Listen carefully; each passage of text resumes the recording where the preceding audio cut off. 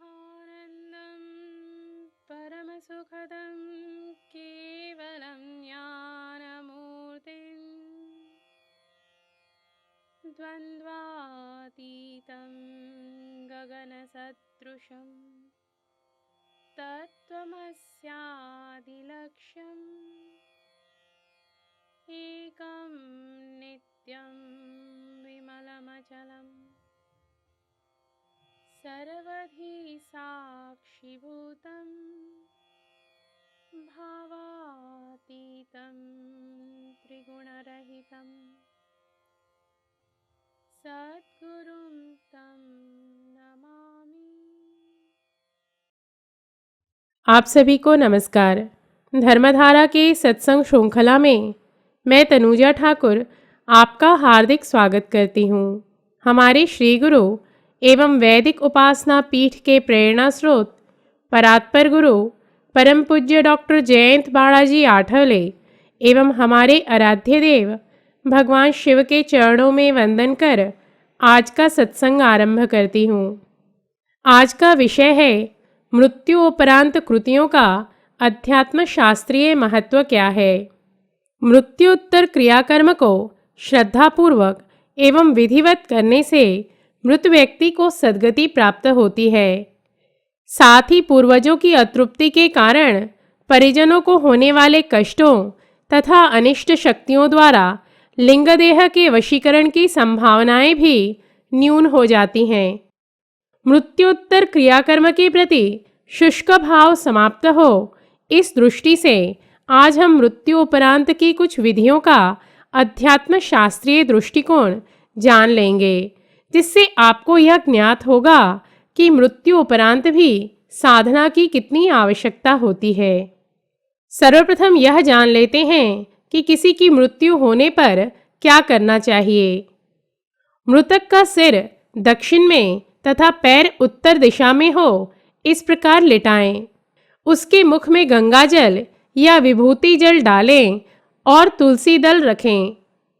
तुलसी दल के गुच्छे से मृत व्यक्ति के कानों और नासिकाओं को बंद करें। कुटुंब का विधिकर्ता पुरुष अपना सिर मुड़वाए।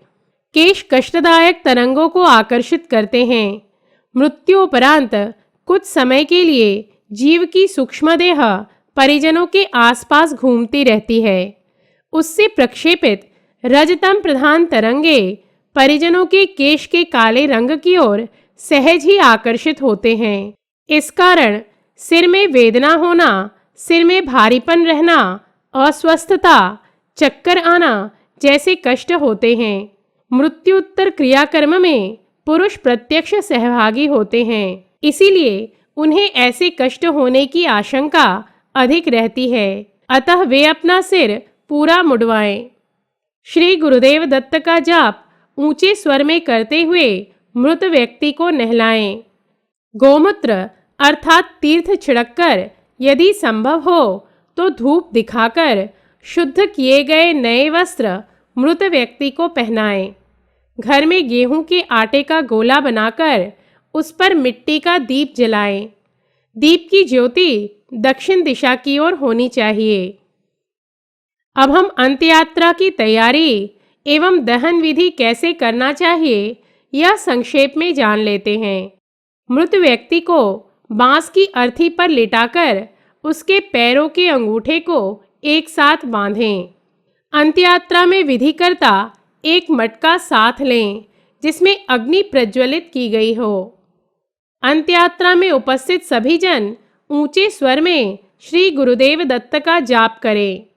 अंत्ययात्रा के समय राम नाम सत्य है बोलने की अपेक्षा श्री गुरुदेव दत्त का जाप क्यों करना चाहिए, इस विषय में YouTube पर रोमन लिपि में धर्मधारा भाग 15 लिखकर आप विस्तृत जानकारी प्राप्त कर सकते हैं। स्मशान में विधिकर्ता चिता को अग्नि दें।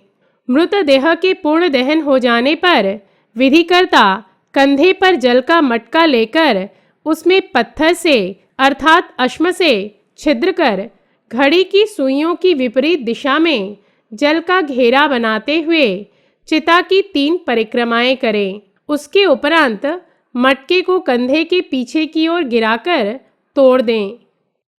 मृत व्यक्ति के मुख में गंगा जल डालकर तुलसी दल क्यों रखा जाता है, इसका अध्यात्म शास्त्रीय दृष्टिकोण समझ लेते हैं। मृत व्यक्ति के मुख से दूषित तरंगे निकलती हैं, जिनके कारण अनिष्ट शक्तियां मृतदेह की ओर आकर्षित होती हैं और उसे अपने वश में कर लेती हैं। मृत व्यक्ति के मुख में गंगा जल डालकर तुलसी दल रखने से उनकी ओर आकर्षित सात्विक तरंगे दूषित तरंगों को नष्ट करती हैं।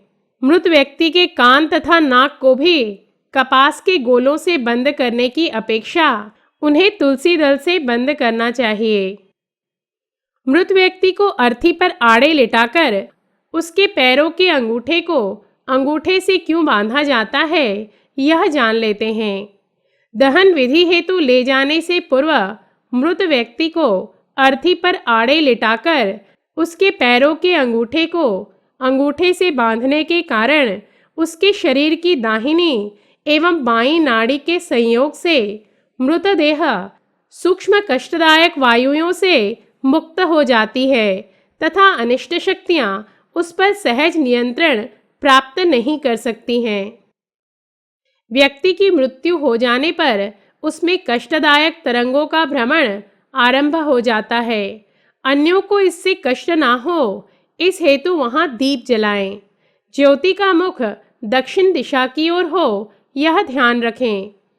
दक्षिण दिशा के अर्थात मृत्यु के देवता यम से प्रक्षेपित तेज तरंगे कष्टदायक तरंगों का विघटन करती हैं। आटे के कारण ज्योति की ओर आकर्षित तेज तरंगे दीर्घ काल तक संजोई जाती हैं। वर्तमान काल में विदेशों में एवं महानगरों में विद्युत दाह संस्कार किया जाता है, किंतु ऐसा करने की अपेक्षा लकड़ी की चिता में मृतदेह को क्यों अग्नि देना चाहिए, इसका आधारभूत शास्त्र समझ लेते हैं। मानव निर्मित अशुद्ध लोहे का विद्युत दाह यंत्र या विद्युत प्रवाह रजतम युक्त एवं चैतन्यहीन है। इसीलिए विद्युत दहन में मृत व्यक्ति के शरीर से वायुमंडल में रजतम का प्रक्षेपण होता है और वायुमंडल दूषित होता है।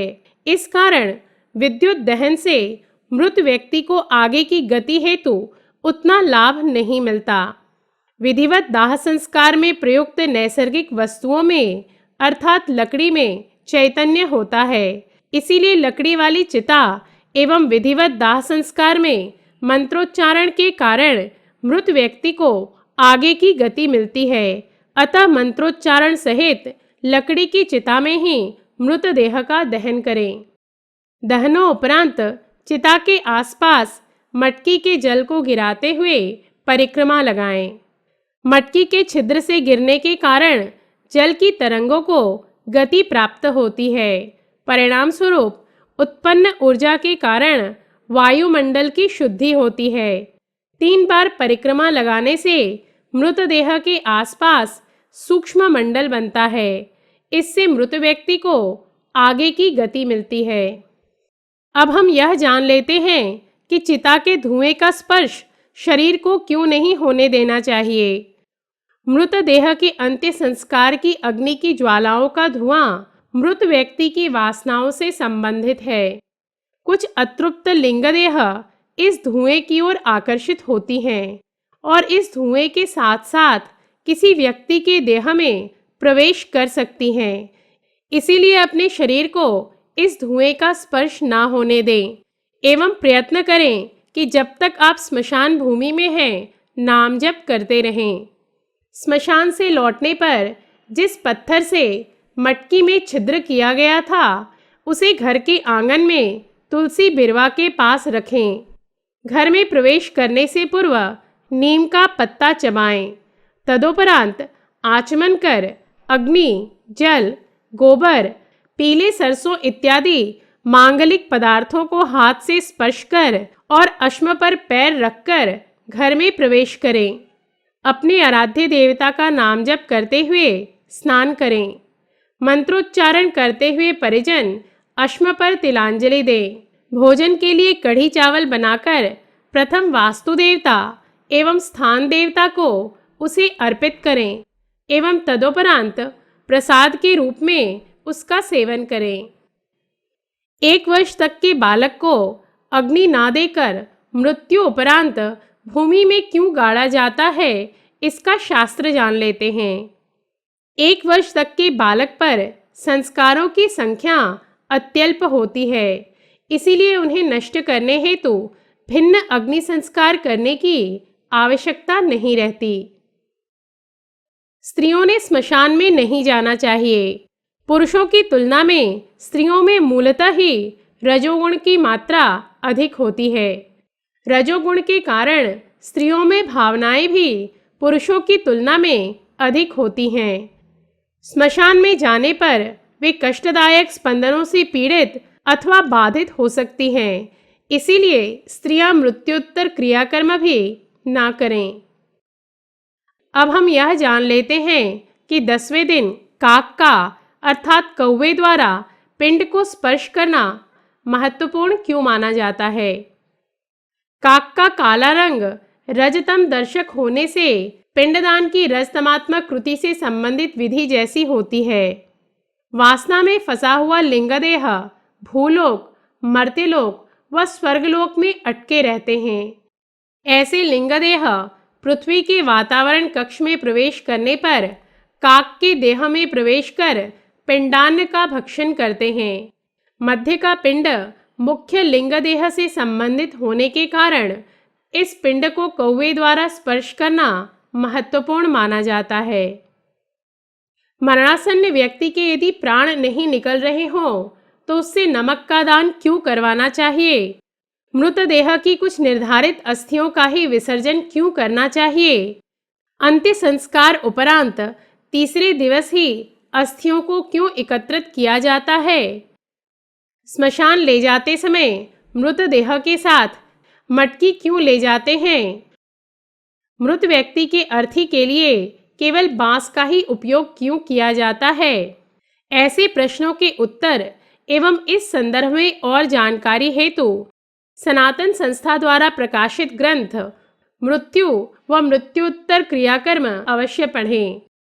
इसे पाने हेतु हमसे या सनातन संस्था के निकटवर्ती केंद्र से आप संपर्क कर सकते हैं, या आप इसे अंतर्जाल अर्थात इंटरनेट के माध्यम से ऑनलाइन www.sanatanshop.com से भी प्राप्त कर सकते हैं।